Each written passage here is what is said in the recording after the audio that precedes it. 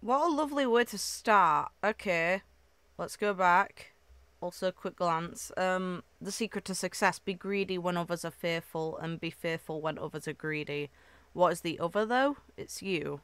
Huh. Okay. Sure. If you hear noises in the background, it's currently raining where I am. Has anyone told you? How are they sweating through it? Where there's a will, there's a way. She sat up. Okay, what the hell? But a will can also bring death. Oh god. What are you doing to your own subordinates? You naughty child. It's not me. Where are they? It's time for a lesson. She looks neat there, but this gives a very specific kind of vibe that I think some of the community are going to be way too into, and that's concerning in and of itself. Okay, I'll talk. No need. Your will. I shall take it. After all, there's never just one will. The quantity's not bad, but the quality is lacking. I still want to know what the deal with the snake even is. Shh, you woke it up? Hi. Cool animation.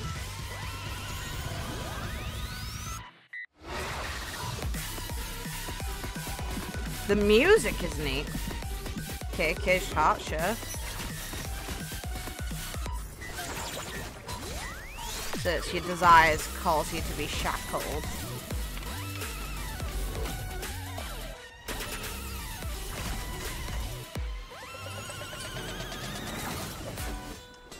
Once a will is ignited, it will spark even more desires.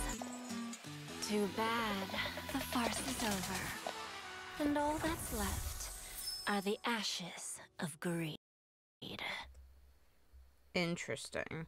Okay. This is the one time where it feels like everything that's gone on is a little confusing. Like, why is she bring Where there's a will, there's a way.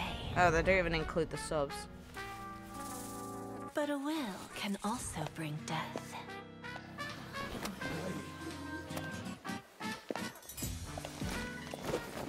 Tell me. You naughty child. It's not me. Where are they? Where are they? Time for a lesson.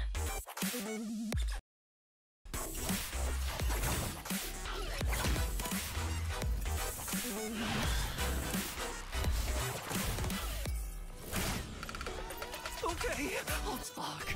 No need. Your will. I shall take it. After all, there's never just one will. The quantity's not bad, but the quality is lacking. I wonder if that's an idol, considering the animation of the snake of it coiling around it just seems a bit... Shh, you woke it up?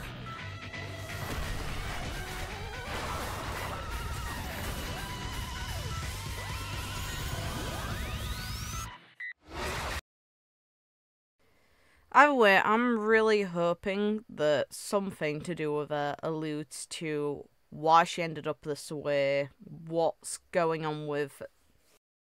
I don't know. Her light cone shows her with a bunch of kids, which to me is kind of strange in and of itself, because why is she shown... We know the nature of her deals, so it just seems a bit concerning that she's with a bunch of kids in a light cone instead of punishing some sort of adult. If I'm being perfectly real here. The music's a bop.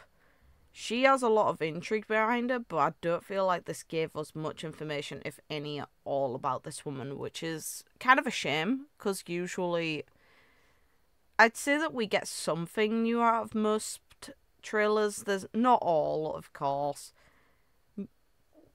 Not every trailer can be a home run with secrets. Like, Kafka's technically doesn't really give us many secrets. It's just subliminal messaging, and a lot of hype over it, utilizing her love of the violin to make a unique kind of blend of 2 seasons of a very famous violinist's music in order to showcase her interests while modifying the tracks slightly and the arrangements of the notes in order to add on to the sort of setting they're giving, which is her killing people. This has that sort of music. It definitely creates a vibe for this woman. A bit of an awkward one when you probably see some of the Hoyoverse fans. But hey, they can do what they want as long as it's not in front of me. I don't personally want to see it, I'll be perfectly frank. I don't need to see someone foaming at the mouth over a character. It's a bit weird. But go ahead, you do your own thing behind a shut door.